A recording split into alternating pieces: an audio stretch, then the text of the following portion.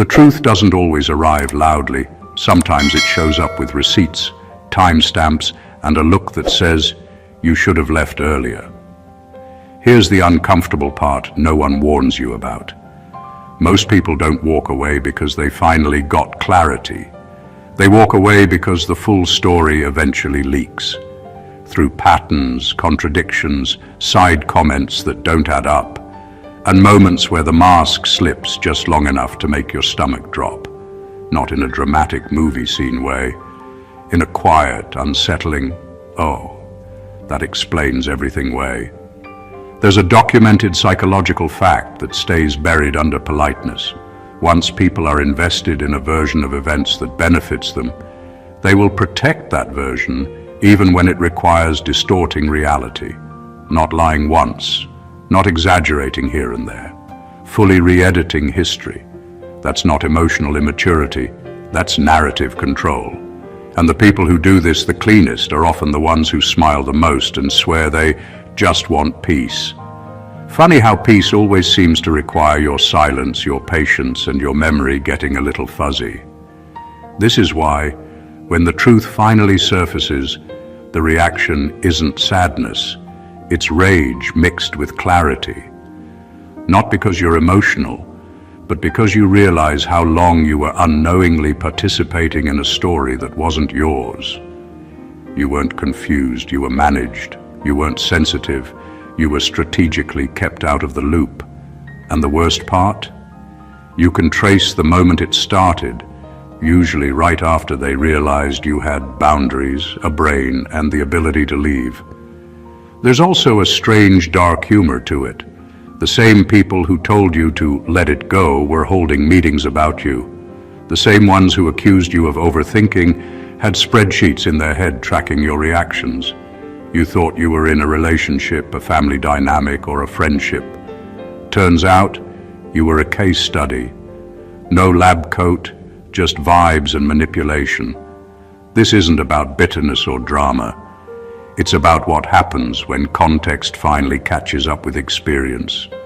Because if you actually knew the full story, the conversations you weren't invited to, the motives behind the mixed signals, the way your kindness was quietly filed under usable resources, cutting them off wouldn't feel impulsive. It would feel like correcting the record, and once you see it, you can't unsee it. That's when distance stops feeling cruel and starts feeling accurate. Number one, they didn't misunderstand you, they rewrote you. At some point, the story about you stopped being about what actually happened and started being about what was convenient. You didn't suddenly become difficult, cold, or selfish. That version of you was edited into existence. Piece by piece, your words were trimmed, your intentions were twisted, and your reactions were shown without the context that caused them. What people ended up hearing wasn't a lie in the obvious sense. It was worse. It was a believable remix. This is how it works. They take one moment where you were tired and present it as your personality. One boundary you set becomes proof that you're hard to deal with. One time you spoke up gets framed as you being aggressive or dramatic. Meanwhile, everything that pushed you to that point is quietly erased. The pressure, the disrespect, the pattern of behavior that forced your hand, gone. You're left holding the label while they walk away, looking reasonable. What makes this especially unsettling is that it's usually done calmly. No yelling, no chaos, just steady repetition. The same phrases used over and over until people stop questioning them. And once that version of you circulates, correcting it feels pointless because you're not fighting one person anymore. You're fighting a story that's already been accepted as truth. You may have noticed how certain people only understand you when it benefits them. In private, they know exactly who you are. They rely on your clarity, your loyalty, your consistency. But in public, that understanding disappears. Suddenly, you're misinterpreted, too much, or not the same anymore. That switch isn't confusion, it's strategy. It allows them to keep access to you while damaging your credibility. The hardest part to accept is this. Once someone benefits from a distorted version of you, they have no incentive to correct it. Fixing the story would mean admitting their role in creating it. So they double down instead. They act confused when you pull away. They say you changed. They say they don't know what went wrong, but you do. And deep down, they do too. The moment you stop trying to explain yourself to people committed to misunderstanding, you is the moment the power shifts back where it belongs. Number 2, your kindness became their alibi. The most painful truth is that your generosity and patience weren't just overlooked. They were weaponized. Every time you forgave, every time you explained, every time you bent over backward to make things smoother, they saw it as proof that they could get away with almost anything. Your grace didn't just go unappreciated, it became their excuse. See, they're fine, they'd think, so nothing we're doing really matters. And that's the trap. Your kindness, the very thing that made you human, became the tool that allowed them to continue testing, crossing, and pushing boundaries without consequence. It's subtle. They don't come at you with open hostility all the time. That would be obvious. Instead, they rely on your good heart to normalize behavior that should have set off alarms. Missed promises? Your understanding covers it. Disrespect? Your patience smooths it. Lies? Your willingness to forgive fills in the gaps. You think you're giving them mercy. In reality, you're giving them a pass to keep showing you who they really are while convincing themselves they're not doing anything wrong. The irony is cruel. They feed off your hope that your kindness signals moral superiority, thinking it keeps you on their side. They treat your loyalty like a safety net, forgetting that nets don't hold forever. Eventually they cross the line so many times in so many ways that even your patience begins to crack. That's when the truth becomes undeniable. Your grace wasn't just ignored, it was exploited. Once you see it, there's no going back. That same compassion you once freely gave becomes a reminder of how strategically it was used against you. And in that realization lies the liberation. No one can use your kindness as an alibi once you stop handing it out blindly. The moment you take it back, you stop being a participant in their manipulation and start being a guardian of your own dignity. The power shifts quietly, almost invisibly, but it's absolute. Your kindness stops being their excuse and starts being your strength. Number 3, they knew exactly when to stop before being exposed. One of the most unsettling truths is how calculated everything felt once you start paying attention. The hurt, the betrayal, the gaslighting, it never happened at random. There was always a pause, a line they never quite crossed, a limit they never exceeded, as if they were measuring your breaking point with a ruler. They weren't careless or reckless, they were precise. Every misstep, every manipulation, every moment of coldness was timed to inflict maximum confusion without ever providing irrefutable proof. And that is where the genius of their control lies. You might remember the countless times you wanted to call them out, wanted to confront the behavior, only to hesitate because maybe it wasn't that bad. That hesitation wasn't a coincidence. They counted on it. They studied your reactions, tracked your thresholds, and learned exactly how far they could push before you'd respond. Every argument stopped just before it escalated into something undeniable. Every lie had a thread of truth woven in. Every omission left enough room for doubt. They didn't want you broken. They wanted you questioning, second-guessing, unsure of what was real. The frightening part is realizing how intentional it all was. You weren't just unlucky, you were observed. Your patterns, your patience, the exact moment you'd speak up or stay silent. They mapped it all, almost clinically. And because of that, the manipulation feels invisible until the full picture emerges. By the time you connect the dots, the dynamic has existed for years without you even realizing it. Once you see it, everything changes. You stop blaming yourself for feeling off, for overthinking, for questioning. You understand that the careful pauses, the near misses, the tiny shocks of doubt were never mistakes, they were strategy. And that knowledge is liberating. It's the key to finally removing yourself from a system designed to exploit your patience, your awareness, and your humanity. Recognizing how meticulously they controlled the narrative is the first step in reclaiming your power and stepping out without leaving a trace of doubt behind. Number 4, they fed on your self-doubt more than your success. Your achievements were never the real issue. They clapped, nodded, and even congratulated you when you won. But the energy always felt thin, like applause that ended too quickly. What truly kept them invested wasn't your success.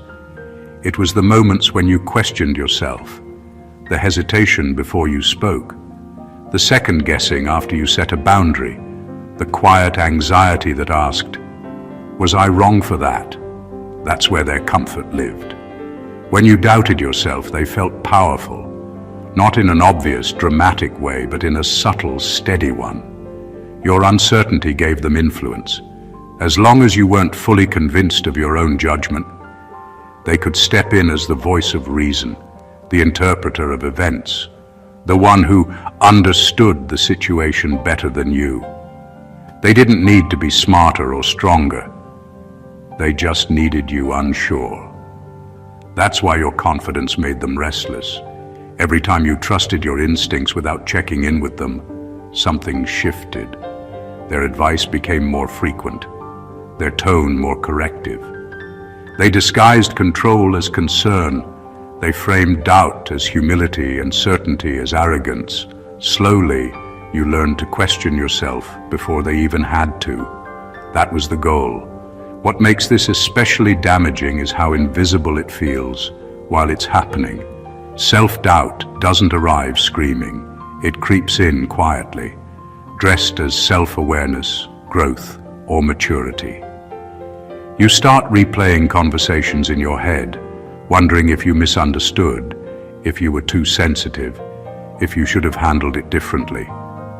Meanwhile, they sit comfortably in the background, benefiting from a version of you that hesitates instead of stands firm.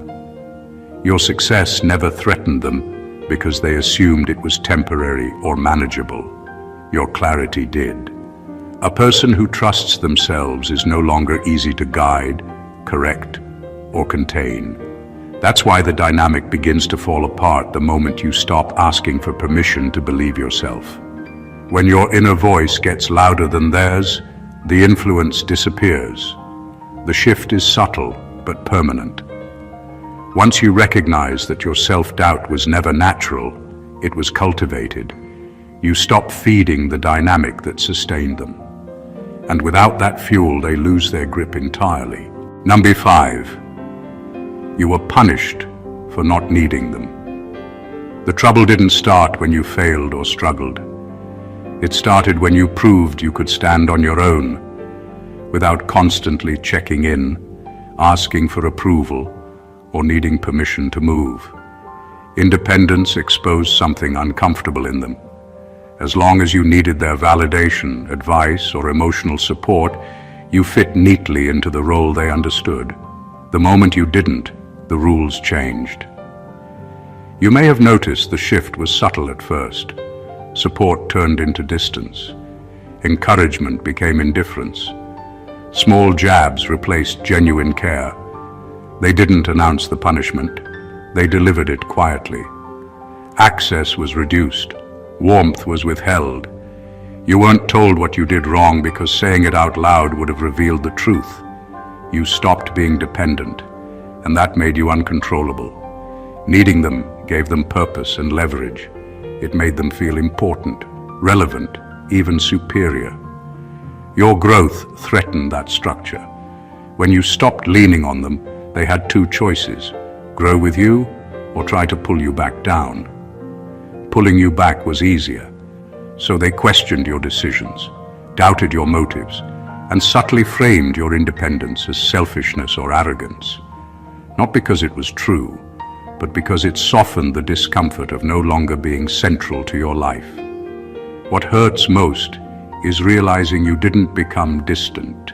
You became self-sufficient, and instead of being proud, they felt replaced. That resentment doesn't always show up as anger. Often it looks like coldness, passive-aggressive comments, or sudden disinterest in things that once mattered. They wanted you close enough to rely on them, but not strong enough to outgrow them. Once you see this pattern, everything clicks. The tension wasn't about conflict or misunderstanding. It was about power. Independence removes leverage. A person who doesn't need you can't be controlled through guilt, fear, or approval. That's why your autonomy was treated like betrayal. The moment you stop internalizing their reaction is the moment the punishment loses its sting. You realize their discomfort was never your responsibility. You didn't abandon them. You simply stopped shrinking to keep them comfortable. Number 6, they studied your patterns to predict your breaking point. From the very beginning, nothing about their behavior was accidental. Every word, every pause, every subtle jab was carefully measured against how you reacted. They didn't just notice your emotions, they cataloged them. They learned which triggers made you defensive, which silences made you uneasy, and which moments of patience would make you forgive too quickly. Over time, this wasn't casual observation.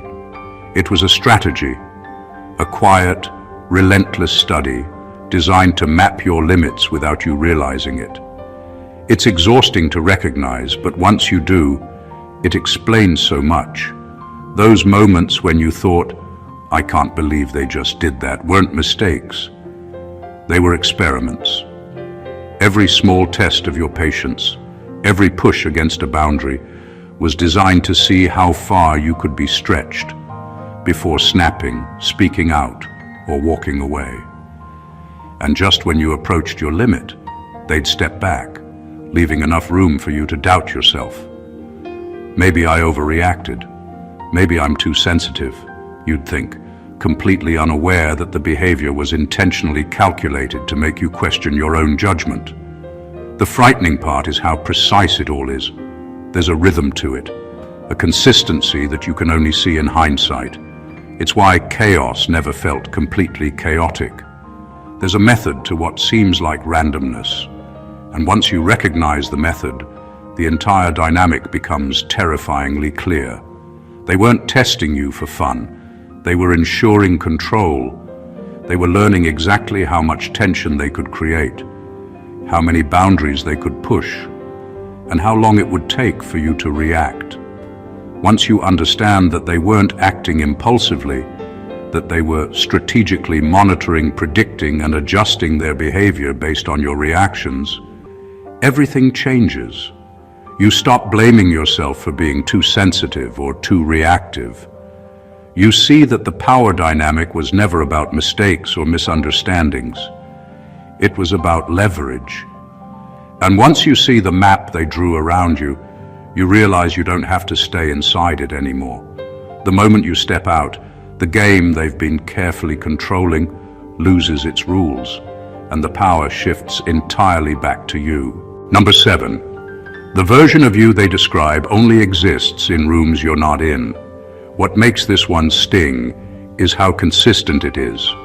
Face to face, everything seems manageable. They understand you just fine. They laugh with you, rely on you, even praise you when it suits them. But the moment you're not present, a different version of you appears. Suddenly you're difficult, dramatic, changed, or hard to deal with. Not because you transformed, but because the room did. That version of you isn't born from confusion, it's created for convenience. In rooms where you can't defend yourself, nuance disappears. Context is stripped away. Your reactions are told without the behavior that caused them. Your boundaries are mentioned, but never the disrespect that made them necessary. What's left is a simplified character that makes everyone else feel comfortable with how they treated you. This tactic serves a purpose. It allows them to keep benefiting from you while quietly weakening your credibility. When your name comes up, the tone is already set. If you speak later, you sound defensive. If you pull away, you confirm the story they planted.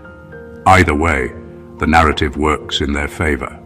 What's unsettling is how calm they are about it. No anger, no chaos, just casual storytelling. A sigh here, a you know how they are there. Over time, that repetition hardens into truth for people who were never there to see the full picture. And once that version of you settles in, correcting it feels exhausting. Not because you're wrong, but because you're outnumbered by a story told without you. You may notice they act surprised when you distance yourself. They claim they don't know what happened. That confusion is part of the act. Acknowledging the private version of the story would mean admitting they helped shape it. The clarity comes when you realize something important. You don't owe access to people who benefit from misrepresenting you. You don't need to chase rooms where your absence is used as permission to rewrite you. Walking away isn't avoidance. It's refusing to participate in a version of yourself that was never true to begin with. Number 8. They needed you reactive, not aware. The entire dynamic wasn't built on chaos for chaos's sake. It was built on your reactions. As long as you were confused, emotional, or defensive, they held the upper hand. Every slight, every ambiguous comment, every contradiction wasn't accidental. It was designed to provoke a response, to keep you on edge, to make you expend energy on defending yourself instead of seeing the truth. Awareness would have destroyed the control they had, so they had to keep you just unsettled enough to stay engaged, but never fully aware enough to break free. They relied on your emotional energy as fuel. The more you questioned, argued, or replayed scenarios in your mind, the more power they gained without lifting a finger. When you were reacting, you weren't noticing the pattern. You weren't noticing how small inconsistencies formed a web of manipulation. You weren't noticing that you were being studied and predicted. Reactivity was their insurance policy. Awareness, on the other hand, was a threat. Once you saw through the subtle pushes, the half-truths, and the calculated pauses, their influence began to crumble. And the brilliance, if you can call it that, is how invisible it all felt. No one shouted, no one confronted you openly. They didn't need to. A raised eyebrow, a carefully chosen word, a delay in response, or a subtle contradiction was enough to keep you second-guessing. The manipulation was surgical, not sloppy. You spent all your energy trying to fix the surface, while the structure beneath continued to shape the reality you were allowed to see. Eventually, the mask slips when your clarity grows stronger than their control. You start recognizing the pattern, seeing how every emotional spike was manufactured. That's when everything changes. Once you stop being reactive and start being aware, their carefully curated influence disappears. The games end because they relied on your participation, and you finally refuse to play. Awareness becomes armor. The moment you stop reacting just to survive, you reclaim the space they've been trying to dominate for far too long. And in that reclamation lies freedom, the kind of freedom that can't be argued with, manipulated, or stolen. Number 9, your boundaries exposed their intentions. The moment you set a line, made a demand for respect, or said no, everything changed. Not because you were being unreasonable, but because your boundaries revealed the truth they'd been hiding. Up until that point, the manipulation could be masked, the narrative controlled, the truth conveniently blurred. But boundaries are like light in a dark room. Suddenly, everything they were trying to keep hidden is visible. Your simple act of self-respect stripped away the illusions they'd built around you and everyone else. Before you spoke up, their behavior thrived on ambiguity. They could twist words, shift blame, and reinterpret events without consequence. Your silence, patience, and tolerance worked like a fog, softening every sharp edge of their intentions. But the moment you drew a line, the fog lifted. Your clarity made their hidden motives undeniable. What had been subtle gaslighting or passive manipulation suddenly became obvious exploitation. Your boundaries didn't just protect you, they acted as a mirror, reflecting the truth back at them and anyone watching. And that's why the reaction is always so revealing. They rarely apologize or explain. Instead, they resist, push back, or escalate. That response isn't about you, it's about the exposure. Your boundary proves that they were never acting in good faith, and that realization is threatening to anyone relying on secrecy or subtle control. They show their colors the moment your expectations for respect and fairness interrupt their narrative. Once you recognize this, everything shifts. Boundaries are no longer just rules for yourself. They are diagnostic tools, revealing character and intention in ways words alone cannot. They separate those who respect your existence from those who want to rewrite it to fit their convenience. And the best part is, setting them doesn't require anger or confrontation. It's quiet, firm, and unapologetic. It's simple. You define the space you will occupy, and anyone unwilling to respect it shows their true nature instantly. That clarity is invaluable, because once you see it, there's no reason to continue entertaining the people who choose to ignore it. Number 10. They relied on your hope that things would improve.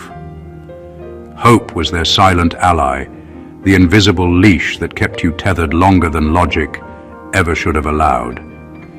Every time you believed in their promises, forgave a misstep, or imagined a future where things could be different, you were feeding the system that manipulated you.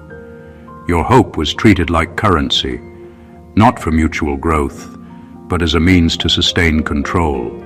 The longer you clung to it, the more leverage they had without ever raising a hand or lifting a voice. It wasn't malicious in the obvious sense. They didn't have to be cruel. Your hope did the work for them.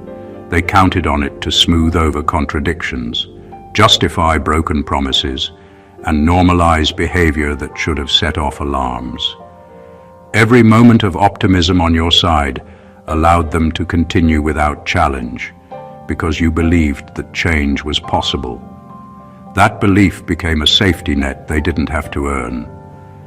Your hope bought them comfort while costing you clarity, and the insidious part is how subtle it felt.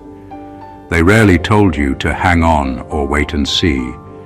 It was built into interactions, pauses, and reactions. A suggestion here, a small sign of potential there. Each tiny signal was enough to keep the fire of hope alive, making you question your own perception, your patience, and your judgment. While you focused on the possibility of improvement, you missed the pattern, the repetition, and the quiet indifference that defined the real truth. Eventually, hope runs out, and when it does, the realization hits hard. You see that your energy was being harvested, that your belief in better days was the very thing keeping you from stepping away sooner. That's the awakening. Understanding that hope isn't inherently bad, but hope in the wrong hands becomes a leash disguised as motivation. Once you recognize this, the dynamic dissolves. The hope that once trapped you becomes a tool of clarity, and you finally see that your freedom starts where their influence ends. And in that clarity, there's no need to return, no need to negotiate, and no need to continue investing in what was never meant to grow. Number 11. You were the emotional regulator for people who refused to regulate themselves. One of the most draining truths is realizing how much of your energy went into stabilizing people who never cared to stabilize themselves. You absorbed tension, smoothed conflicts, and carried the emotional weight they refused to face. Every argument you mediated, every apology you offered, every calm explanation you gave wasn't just kindness. It was a service they expected for free, and the expectation was never ending. You were the anchor while they floated without responsibility, and over time, that imbalance became invisible to everyone except you. This role doesn't start overnight. It creeps in slowly, disguised as cooperation or teamwork. At first you feel useful, appreciated, or even trusted, but the more you provide the emotional labor, the less they contribute to the balance. Their discomfort, anger, or instability becomes your problem. Your patience becomes a buffer. Your understanding becomes a shield, and your capacity to absorb tension becomes the safety net they refuse to build for themselves. And they act like it's normal, like their reliance is deserved, because you never complained. The most frustrating part is how subtle the manipulation feels. They don't ask for your emotional labor explicitly. It's expected, assumed, and enforced through small comments, passive resistance, or moments of guilt-tripping. You begin to second-guess your own feelings, believing that your frustration is excessive, your boundaries unreasonable, or your need for space selfish. Meanwhile, the pattern continues, quietly sapping your energy while giving them the freedom to act without consequence. The awakening comes when you realize that your role as regulator wasn't required. It was cultivated. You didn't choose to be the one constantly adjusting, calming, and managing. They engineered it by refusing accountability. And the moment you stop participating, the entire dynamic collapses. Your energy is no longer a resource to be mined. You reclaim your balance, your clarity, and your peace, leaving them to face the consequences of their own unregulated emotions. That's when liberation truly begins. When you stop being the unpaid therapist for people who never intended to heal themselves. Number 12, they benefited from you being the bigger person. Being the bigger person isn't always a virtue. Sometimes it's a role they exploit. Every time you swallowed frustration, forgave slights, or held back your voice, you were giving them a gift they didn't earn. Your restraint made life smoother for them, allowed them to avoid confrontation, and gave them a convenient moral cover. Meanwhile, you carried the weight of self-control, emotional labor, and suppressed irritation. Your maturity became their escape hatch, not your advantage. It's subtle, almost invisible. They don't actively say, "Thank you for being reasonable." Instead, they assume it, rely on it, and even manipulate it. You hold back an argument, and they gain space. You step back to maintain peace, and they gain leverage. Every time you rise above pettiness, they benefit from the calm, while avoiding the self-reflection, accountability, or change they should be making. Your choice to act with integrity becomes a one-sided transaction, and often you don't realize it until the pattern is deeply rooted. The danger lies in how it's framed. Being the bigger person makes you feel like the hero, like you're in control of the moral high ground. But the reality is that this position often keeps you vulnerable, while others exploit the situation. They rely on your ability to endure, to forgive, to be patient, and to see the bigger picture, all qualities that are admirable. But when unchecked, these very qualities become a tool to maintain imbalance. Once you recognize this, the dynamic shifts. You start understanding that maturity and patience are valuable, but only when respected. Being the bigger person should never come at the expense of your energy, dignity, or truth. The moment you stop being a free moral cushion for others, you reclaim power. Your integrity is no longer a tool for someone else's comfort or manipulation. Instead, it becomes a shield for yourself, a clear boundary between who you are and the people who counted on you to carry what they refuse to confront. That is the turning point where being the bigger person finally benefits the right person, you. Number 13. They weren't afraid of losing you. They were afraid of you telling the truth. It's one of the most overlooked realities. The threat you posed wasn't in leaving, it was in speaking. Every warning, every subtle threat, every manipulation wasn't about keeping you physically present. It was about controlling the narrative. They needed you quiet, hesitant and unsure because your clarity had the power to dismantle the story they carefully constructed. Your presence was irrelevant, your voice was dangerous. They counted on silence. They counted on your patience, your attempts to rationalize, and your hope that things would change. All of it made you predictable, manageable, and non-threatening. But the moment you start naming the truth, exposing patterns, or showing others what was really happening, the power flips. That's why subtle gaslighting, contradictions, and passive resistance were constants. They weren't trying to confuse you out of malice. They were trying to prevent you from finding words that would make them accountable. And the cleverness of it lies in how invisible it all seems. They appear calm, reasonable, even hurt by your overreactions. Meanwhile, behind the scenes, the real panic is the possibility that you might tell the story as it happened. Your honesty threatens exposure. Your clarity threatens the comfort of the lies they've been living in. The closer you get to unfiltered truth, the more effort they put into containment, manipulation, and misdirection. Once you see it, it changes everything. You realize the fear you thought was about attachment or loss was never about your presence at all. It was about the power of your words, the reality you carried, and the accountability you could demand simply by speaking. And that's the moment control starts to slip from their hands. When you embrace your truth and no longer censor it for their comfort, you reclaim authority. You stop being the quiet participant in their story and start being the voice that defines your own reality. That realization that your words, not your absence, are the true game changer is both liberating and irreversible. Number 14. Cutting them off isn't abandonment. It's refusing to participate in your own distortion. The moment you decide to cut them off, it doesn't feel like drama or revenge. It feels like clarity.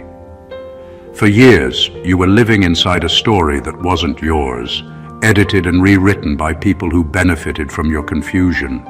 Every misrepresentation, every manipulation, every passive jab became part of a version of reality designed to keep you unsettled, questioning yourself, and constantly proving your worth. Cutting them off isn't cruelty. It's the first act of reclaiming your story. This isn't about anger. It's about accuracy. When you remove yourself from the people who thrive on rewriting your narrative, you stop lending credibility to the distortion. Their version of you collapses because it only exists when you're available for it to exist. Your absence doesn't punish them. It merely removes the fuel that kept their story alive. Without your reactions, your forgiveness, and your patience, the carefully constructed version of you falls apart. That's the power of disengagement. And the truth is liberating. When you finally step away, you realize the years of overthinking, questioning, and apologizing weren't flaws in you. They were features of a system that exploited your presence. Every boundary you set before this moment, every moment of self-restraint, was preparing you for this exact clarity. Cutting them off doesn't erase memories or experiences, but it prevents your energy from being used to reinforce their control. Once you see it this way, the act of walking away becomes sacred. It's a declaration that your reality belongs to you, not to anyone who twisted it to suit convenience. No explanations are required, no apologies necessary. You're simply choosing to live where truth exists and refusing to participate in environments where distortion rules. Cutting them off isn't abandonment. It's alignment. It's the decision to step fully into your own life, untethered from those who profited from bending it, and to honor the clarity, dignity, and power that have always been yours. The truth is often uncomfortable because once you see it, nothing looks the same again. Every manipulation, every subtle jab, every carefully curated version of you suddenly falls into place, and what seemed like confusion or bad luck reveals itself as strategy, calculation, and exploitation. From the moment they rewrote who you were, to the time your kindness became their alibi, to the way your patience and hope were mined as tools against you, it all points to one undeniable reality. You were never the problem. You were the witness, the participant, and eventually the target of a system designed to keep you off balance while they stayed comfortable. But clarity is liberation. Once you recognize the patterns of how they studied your reactions, relied on your hope, thrived on your self-doubt, and feared your truth, you reclaim the power that has always been yours. Boundaries, awareness, independence, and honesty are not just survival mechanisms. They are weapons of clarity. They expose intentions, dismantle lies, and allow you to finally disengage without guilt. Walking away isn't cruelty. Cutting ties isn't abandonment. It's refusing to participate in a distorted version of your own life. It's deciding that your energy, your peace, and your story are too valuable to lend to those who will twist them for convenience. The journey to that realization isn't easy. It takes courage to see people for who they really are, to feel the weight of their manipulation and still rise above without bitterness. But once you do, the freedom is profound. You stop reacting to their story and start writing your own. You stop giving power to those who never deserved it and begin living in alignment with the truth, dignity, and clarity that you were always meant to claim. So, if this resonates, if it hits that part of you that has been quietly questioning, doubting, and finally seeing, make a choice for yourself today. Subscribe to the channel to stay connected to the truth. Like this video to honor the clarity you've gained. Comment below to share your own revelations, and share this with someone who needs to wake up to the reality they've been avoiding. The story doesn't have to control you anymore. The power is in your hands. Take it, own it, and never let anyone distort it again. God bless you.